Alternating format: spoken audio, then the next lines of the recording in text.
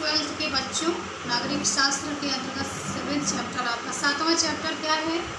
पर्यावरण और प्राकृतिक संसाधन, जिसमें मैंने आपको प्रश्न उत्तर भेज दिया हुआ है। पर उसमें कुछ ऐसी चीज़ है जैसे 1992 का रियो डी जेनेरियो सम्मेलन और वन प्रांतर और साझी संपदा, ये शब्द का प्रयोग हुआ है। तो अगर उसमें आपको 2 नंबर में आ जाए, चाहे बड़े क्वेश्चंस में आ जाए आपको उसको एक्सप्लेन करने के लिए, तो थोड़ा सा इसमें आपको मैं बता दे रही हूँ कि देखिए वन प्रांतर क्या होता है। ये वन प्रांतर का मतलब होता है ऐसा स्थान जहाँ पे, इसको देवभूमि भी कहते हैं। वन प्रांतर को देवभूमि के नाम से भी जाना जाता है। भारत में प्राचीन काल से वन को, प्रकृति को ईश्वर का रूप मान के पूजा करने की परंपरा रही है। तो वन प्रांतर ऐसे क्षेत्र को कहते हैं जहाँ पे ग्रामीण समुदाय के लोग वनों को काटने के अपराध मानते हैं। वनों को काटना मीन्स दैट पाप की श्रेणी में मानते हैं। ईश्वर या उसके उस वन क्षेत्र पर किसी जीव पुण्यात्मा का निवास होता है या देवी देवताओं का वास माना जाता है, इसलिए उनको काटना निषिद्ध माना गया है, उसको मना किया गया है, इसको काटा नहीं जा सकता क्योंकि वो पुण्यात्मा उसमें निवास करती है। तो उस कॉन्सेप्ट धारणा के कारण वनों की सुरक्षा का एक कॉन्सेप्ट आ गया कि नहीं कटेगा तो पारिस्थितिकीय संतुलन में बड़ा ही इसका महत्व होता है। तो उसको क्या कहते हैं? पावन वन प्रांतर अथवा देवभूमि। देखो बच्चों, विभिन्न राज्यों में भारत के अलग अलग नामों से पुकारा जाता है इस प्रथा को। देखो राजस्थान में वाणी और केंकड़ी और ओरान के नाम से जाना जाता है। दूसरा झारखंड में जहेरा, थान या सरना के नाम से जाना जाता है। मेघालय में लिंगदोह के नाम से जाना जाता है इस परंपरा को, और केरल में काव के नाम से जाना जाता है, और उत्तराखंड में थान या देवभूमि के नाम से जाना जाता है। तो आपका पावन वन प्रांतर जब भी आएगा तो आप इसको ऐसे ही लिखेंगे। फिर अगला है आपका रियो डी जेनेरियो सम्मेलन। रियो डी जेनेरियो सम्मेलन, अर्थ सम्मेलन जिसको कहा गया था 1992। रियो डी जेनेरियो सम्मेलन में पर्यावरण को लेकर के सम्मेलन हुआ था 1992 में। 170 देशों ने प्रतिभाग किया था। कितने? 170 कंट्रीज जिसमें पार्टिसिपेट किया था, और 10,000 से ज़्यादा आप कह सकते हैं कि गैर सरकारी संगठनों ने भाग लिया था। और इस तरह से इस सम्मेलन में 4 बातों पर फोकस किया गया था कि पहला उसमें ये था जैव विविधता,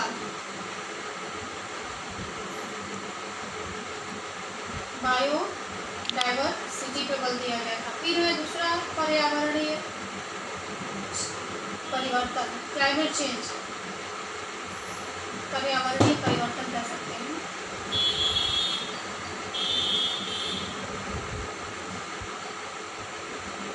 परिवर्तन, और तीसरा इसमें है आपका वानिकी, फॉरेस्ट्री, इसको आप कह सकते हैं, ऐप से इंडिकेट करते हैं। तो ये 3 चीज़ों पे बल दिया गया था, जैव विविधता बनी रहे, पर्यावरणीय परिवर्तन और वानिकी पे बल दिया गया था। रियो डी जेनेरियो सम्मेलन आएगा 1992 में समिट हुआ था। तो इसमें इसमें ये कहा गया था कि देखिए जो बढ़ती हुई जनसंख्या है वो जो संसाधन मौजूद है धरती पे उसके लिए खतरा है, इसलिए इन सब चीज़ों पर डिस्कस होने के लिए इकट्ठा हुआ था। लेकिन देखिए इसमें सहमति नहीं बन पाई थी। विकासशील देश और विकसित देशों में सहमति नहीं बन पाई थी। दुनिया में देखिए ये आप कह सकते हैं ग्लोब है हमारा, इसमें उत्तरी गोलार्ध ये है और दक्षिणी गोलार्ध ये है। उत्तरी गोलार्ध में अमीर देश रहते हैं मोटे मोटे भागों में, दक्षिणी में गरीब देश, गरीब पुअर कंट्रीज और रिच कंट्रीज, ये 2 भागों में डिवाइड होगी पूरी दुनिया। तो अमीर देशों ने, गरीब देशों ने ये कहा कि आपने पर्यावरण को ज़्यादा नुकसान पहुंचाया है, इसलिए आप उसके संरक्षण की जिम्मेदारी आपकी ज़्यादा बनती है। हम लोगों ने अभी तो शुरुआत किया है विकास का, तो इसलिए हम लोग की थोड़ा कम जिम्मेदारी होती है। 1900 तो इस रियो डी जेनेरियो सम्मेलन में आप कह सकते हैं एजेंडा 21 पर फोकस किया गया था। इसमें ये इसकी आलोचना भी करी गई थी कि देखिए इसमें विकास पे बल दिया गया है, ना कि पर्यावरण संरक्षण पे। ये कहते इसको क्रिटिसाइज किया गया था। फिर अमीर और गरीब देश में दो भागों में दुनिया बटी हुई है, अमीर देशों का ज़्यादा वो है और गरीब देशों ने कम। तो इसमें जो है ये कहा गया कि 1992 में ही UNFCCC 1992 United Nations framework conventions on climate change, इसका पूरा नाम है, आप इसको लिख लीजिएगा। इसके अलावा इसमें ये कहा गया था एक साझी संपदा शब्द का प्रयोग हुआ है, साझी संपदा।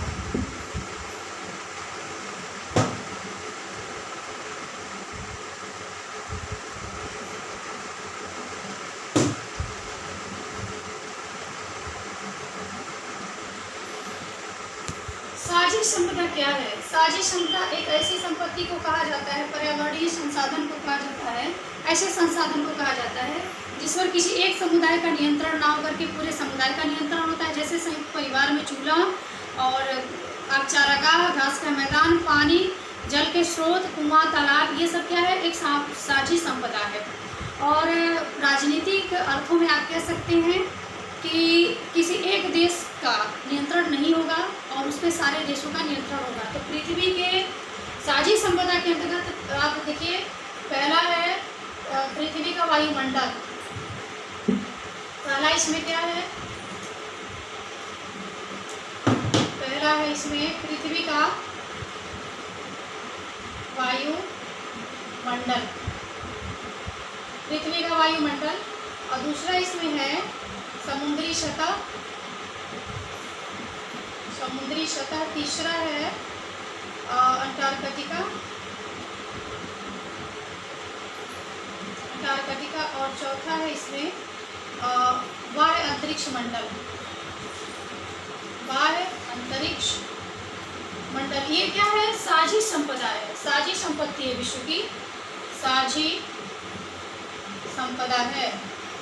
ये किसी एक राज्य की संपदा नहीं है, ये सारे दुनिया के सारे देशों की पूरे मानव की संपदा है। इसका संरक्षण करना सबका दायित्व है, ना कि किसी एक देश का है। इसीलिए 1992 में 1992 में रियो डी जेनेरियो हुआ, इसमें सहमति नहीं बन पाई। फिर ये हुआ कि साझी परंतु अलग जिम्मेदारियाँ UNFCCC के थ्रू 1992 में ही साझी परंतु अलग अलग जिम्मेदारियाँ, साझी परंतु अलग अलग जिम्मेदारियाँ, इसमें UNFCCC के थ्रू हुआ था। अलग अलग जिम्मेदारियाँ मतलब विकासशील देशों ने अधिक अपक्षय किया है, जिन देशों ने जितना अधिक नुकसान पहुंचाया है उसके आधार पर वो उतनी जिम्मेदारी लेगा पर्यावरण संरक्षण की। और विकासशील देश में से चीन और भारत को क्योटो प्रोटोकॉल से मुक्त रखा गया। क्योटो प्रोटोकॉल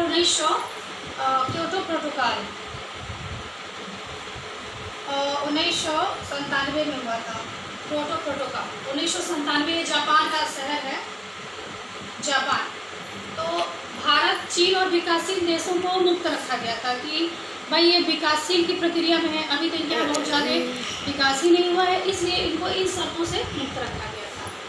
तो उत्तरी और दक्षिणी देशों में जो है सहमति नहीं है। नॉर्थ और साउथ में पर्यावरण को लेकर के अलग अलग जिम्मेदारियां हैं कि आपने तो अधिक पर्यावरण को नुकसान पहुंचाया है इसलिए आपकी अधिक जिम्मेदारी है, और हम तो अभी उस प्रक्रिया से गुजर रहे हैं इसलिए हमारी कम जिम्मेदारी है।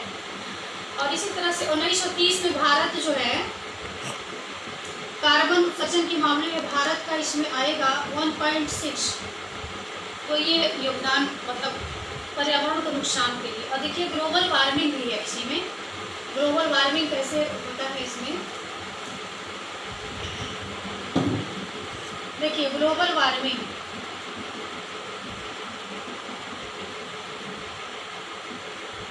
ग्लोबल वार्मिंग में देखिए पृथ्वी का तापमान में वृद्धि हो जाती है और कुछ गैसें हैं जिसमें कार्बन डाइऑक्साइड है, कार्बन डाइऑक्साइड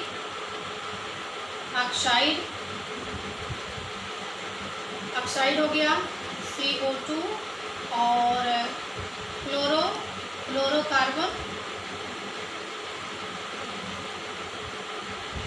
फ्लोरोकार्बन और सल्फर डाइऑक्साइड,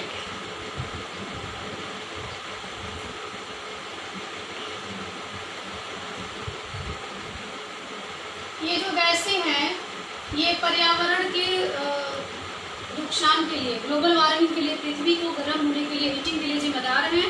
जब पृथ्वी का तापमान बढ़ जाएगा तो वो मानवता के लिए बहुत ही भयानक स्थिति बढ़ भी रहा है, जिससे दुनिया के जो तटवर्ती देश हैं वो जलमग्न होते जा रहे हैं। तो ये जो पर्यावरणीय समस्या है बहुत ही चिंतनीय मुद्दा है। इस पे सबको मिल करके विश्व बंधुत्व की भावना से काम करना होगा, तभी इस समस्या का समाधान होगा। हम आशा करते हैं